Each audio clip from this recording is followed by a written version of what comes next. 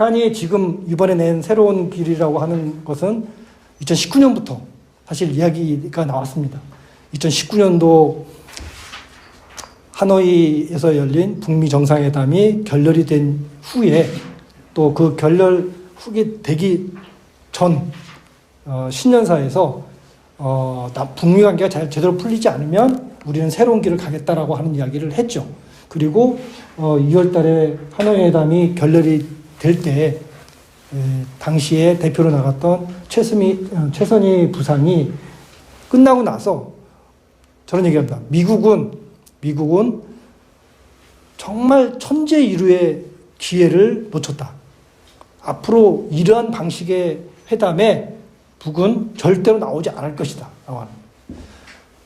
이러한 방식의 회담이라고 하는 것은 뭐냐면 북한은 전통적으로 안보 문제와 안보 문제, 예를 들면 영변 핵시설이다. 그러면 북한의 비핵화라면 반대급부로 평화협정이나 이런 부분들이 교환하는 형태의 협상을 얘기했는데 북이 처음으로 하노이 회담에서는 영변 핵실험을 전체적으로 다 폐기를 하면서 그리고 요구한 게 뭐냐면 민생 분야의 대북 제재 해제를 요구를 했습니다. 이걸 좀 다른 얘기로 말씀드리자면 북한의 최고 지도부가 많은 반대를 무릅쓰고 협상장에 나왔다는 하는 거죠. 그런데 합의 내용이 부족하고 좀 미약했다 이런 차원이 아니라 아예 합의가 결렬된 상태로 들어왔습니다. 이게 이제 북쪽에 굉장히 큰 트라우마랄까요? 또 후폭풍을 가져오게 됩니다. 그 결과 최근에 평양국의 러시아 대사가 이런 얘기를 했습니다. 뭐 여러 앞에 얘기했지만 앞에 하노이 회담 2018년부터 막 여러 가지 얘기가 있었지만 이제 시간 지나갔고 되돌릴 수 없다. 저는 러시아 대사의 개인적인 의견이 아니라 제가 보기에는 북측의 지금의 북측을 움직이는 사람들의 기본적인 생각이라고 저는 생각합니다. 이제 그 시절은 지나갔고 이제 되돌릴 수 없다고 하는 거죠. 그러면 북은 이제 제 갈 길을 가는데 그게 왜 하필이면 두 개의 국가론이나라고 하는 그런 의문을 우리가 가질 수밖에 없는 겁니다. 김정은 시대가 지금 등장한 지도 처음 나타난 이제 공개석상에 나타난 게 2010년도니까 그거로부터 계산하면은 한 13년 정도 지났습니다. 그것을 2020년까지를 보면 대체로 보면 이때는 북이 두 개가 키워드였습니다. 하나는 세계적인 추세에 맞춰서 간다. 그래서 내부 개혁도 하고 대외 개방도 하고 물론 이 개방이라고 하는 것이 우리가 원하는 그런 개방은 아니지만 북쪽의 생각에 훨씬 폭넓게 대외적으로 경제적인 문을 연다. 그래서 2013년도에 경제 특구도 확대하고 각 지방별로 경제 개발구도 선포를 했죠. 또 하나는 실리 추구로 간다. 수익이 나지 않는 사회주의는 사회주의가 아니다. 라는 이야기까지 했어요.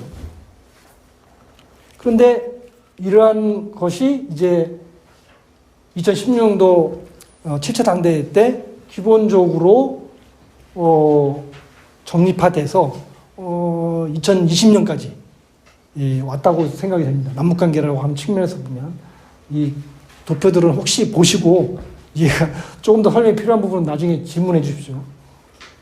그리고 경제 노선에서도 보면은 경제 여러 가지 과거에 있었던 형태들의 경제 시스템을 고치고 대외 개방을 하려고 뭐 여러 가지 노력을 했습니다. 뭐 그것을 이제 북한식 모델이라고 얘기를 하면 그것이 대북 경제 제재 그리고 코로나 3년 기간 동안을 거치면서 지금 이러한 노선에 상당히 변화가 생겼다라고 볼 수 있겠습니다. 그 변화는 뒤에서 말씀드리겠습니다. 판문점 선언 의욕적으로 다 합의를 했지만 지금 현재 상태에서 보면 아무것도 실행이 되지 못했습니다. 19년까지만 하더라도 김정은 1월달 김정은 위원장 친전사를 보면 정상외교를 강조를 하고 있습니다. 이때까지만 하더라도 이러한 흐름들, 이런 대화와 협상의 흐름이 역전되는 일은 없을 것이다. 굉장히 단호하게 얘기를 했어요. 북측의 전 인민들이 듣는 친년사에서 그렇게 이야기할 정도로 했습니다. 그런데 저거 얘기하고 한 달 후에 하노이 회담이 깨진 거죠. 하노이 회담에서 북미가 원래 이제 사인하려고 했던 내용은 이겁니다. 북이 영변 핵시설을 폐쇄하고 남북 경협, 그 다음에 민생의 식량이나 이런 것들이죠. 여기에 해당되는 제재들을 푸는 것을, 그리고 관계 정상화의 초보적인 단계로 평양 연락사무소 연다라고 하는 것에 대해서 사인을 하기로 돼 있었는데 이 부분을 노딜을 한 거죠. 미국에서. 그 이유에 대해서는 여러 가지 얘기가 있습니다만 넘어가겠습니다. 그러면서 이제 북측의 기본적인 생각이 이제 바뀌기 시작합니다. 바뀌기 시작하는데 이게 예를 들면 하노이 북미 정상회담을 북에서 준비하고 적극적으로 추진한 사람들은 그러니까 우리로 비유하자면 통일전선부, 통일부 사람들이었습니다. 주로. 그리고 북의 외무성, 우리 외교부에 해당되는 사람들은 내부적으로 굉장히 많이 반대를 했습니다. 뒤에 있는 걸 미리 설명을 드리자면, 미국은 하노이 회담 하기 전에 2018년도 7월달, 8월달에 미 국무장관이 평양을 갑니다. 그때 많은 대화를 하지 않습니까? 그때 들어보고 북한 외무성에서는 미국은 협상할 준비가 안 되어 있다 라고 하는 판단을 한 거예요. 그래서 반대를 합니다. 그래서 마지막까지 하노이 회담에 최고 지도자가 가는 것에 대해서 결정을 못하고 있었어요. 거기 이제 결정적으로 역할을 한 게 이제 우리 정부죠, 사실은. 조금 대략적으로 말씀드리면 다 됐다. 미국에서도 다 합의됐고 우리가 보증한다. 이제 나와서 사인하는 일만 남았다. 그래서 나온 거죠. 자, 그런데 그게 결렬이 됐잖아요. 자, 그러면 이 결렬의 책임을 누군가는 지고 또 누군가는 수습을 해야 될 거 아닙니까? 그러니까 결렬의 책임을 누가 다 안게 됩니까? 통일전선부 사람들. 이 회담을 추진했던 주요한 사람들이 대거 잘못됐죠. 그리고 수습은 누가 합니까? 외무성. 왜? 외무성이 처음부터 반대하고 회담이 결론 후에 김정은 위원장이 뭐라고 얘기하냐면, 그래, 외무성이 얘기한 게 맞았다 라고 하면서 이 수습의 문제가 외무성 중심으로 가게 되는 거죠. 지금 이제 남북관계가 이렇게 되면서 통일전선부의 주요한 기구들이 해체가 되면서 그 중에 교류나 대화 이런 부분과 관련된 것들이 다 대체로 보면 이제 외무성 쪽으로 넘어가는 것 같아요.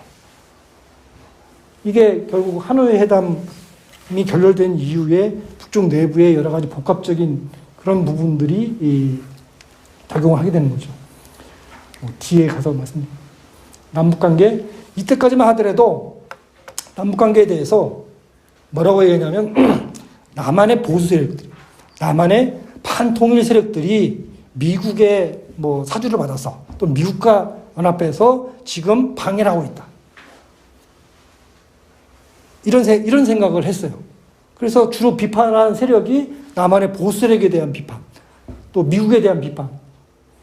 그러니까 남쪽의 문재인 정부가 좀 더 적극적으로 실천적 이행에 나서야 된다라고 하는 촉구하는 수준에 머물러 있었습니다.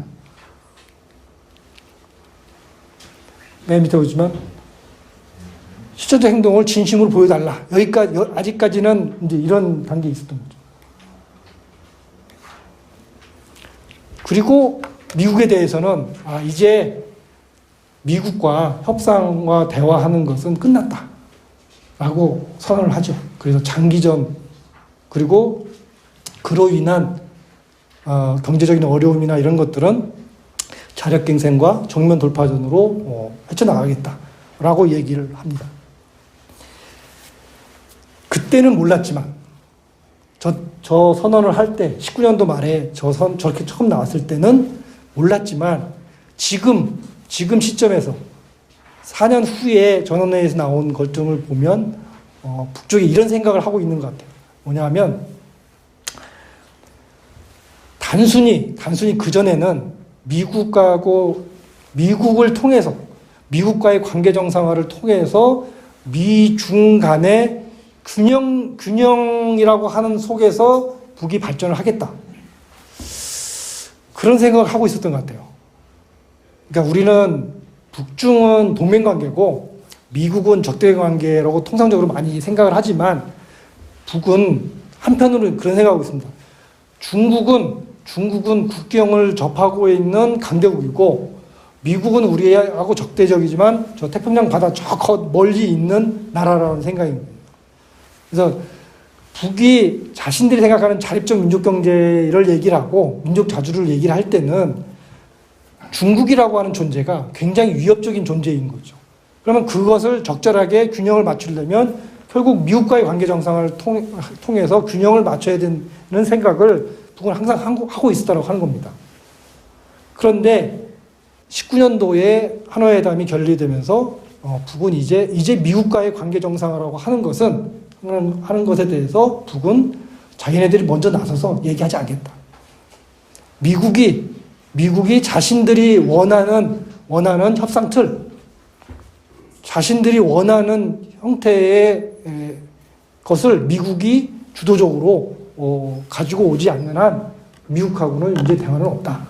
물론 국제정치라는 게 영원한 게 없기 때문에 바뀔 수 있겠지만 어쨌든 19년 이후에 북의 생각은 그런 것 같습니다.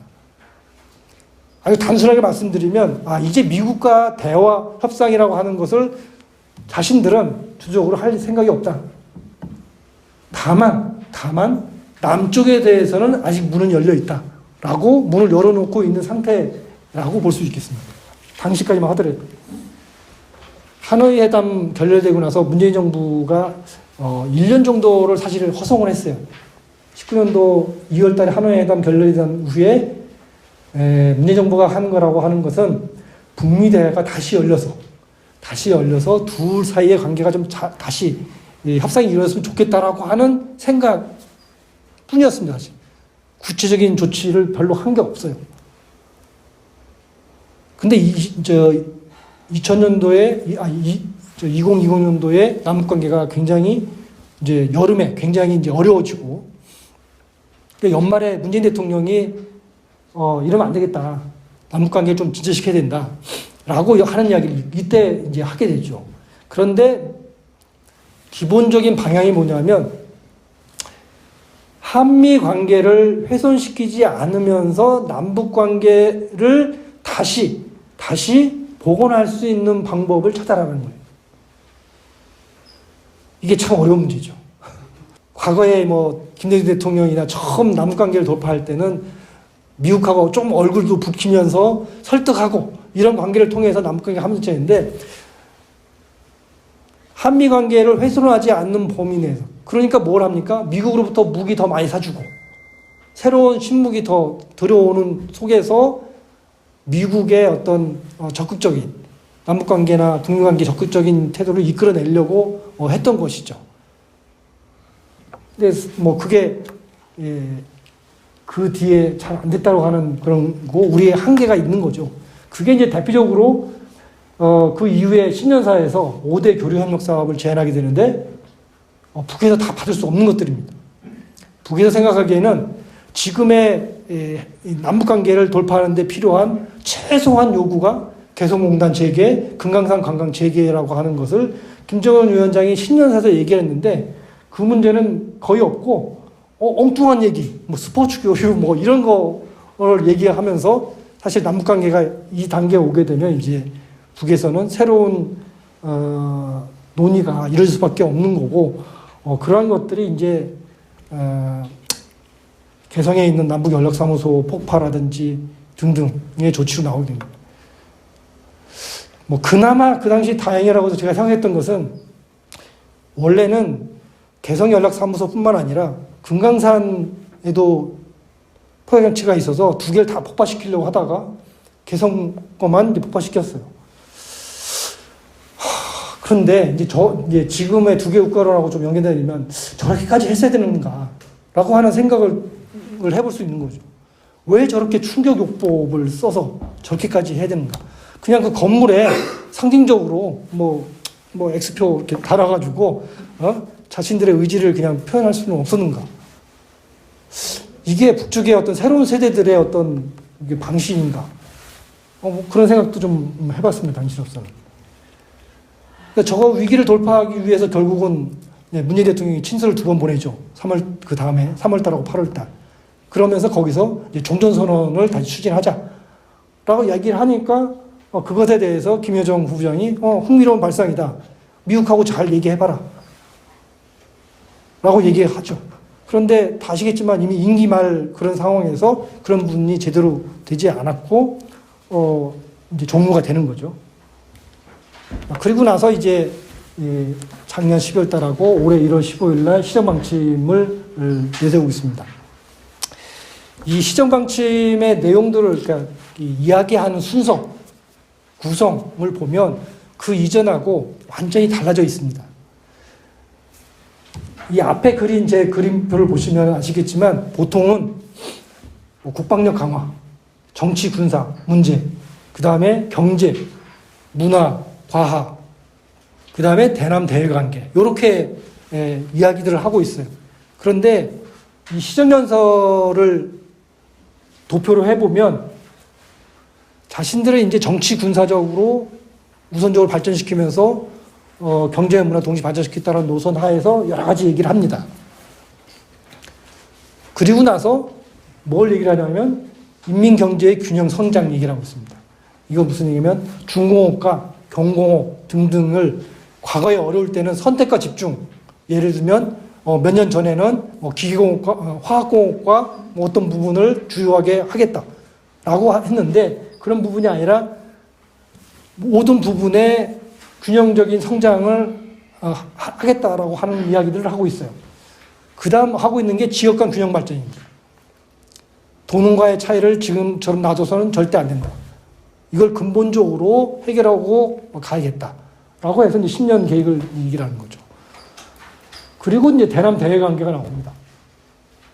그리고 민족 중흥길과 통일의 길을 남쪽하고는 할 수 없기 때문에 할 수 없다라고 판단했기 때문에 이제 분리된 두 개의 국가로 간다. 그렇게 얘기했을 뿐만 아니라 과거에 북의 제1적대국은 미국이었는데 남쪽이 대한민국이 제1적대국이다 라고 얘기를 하고 있어요. 굉장히 좀 많이 나간 거죠.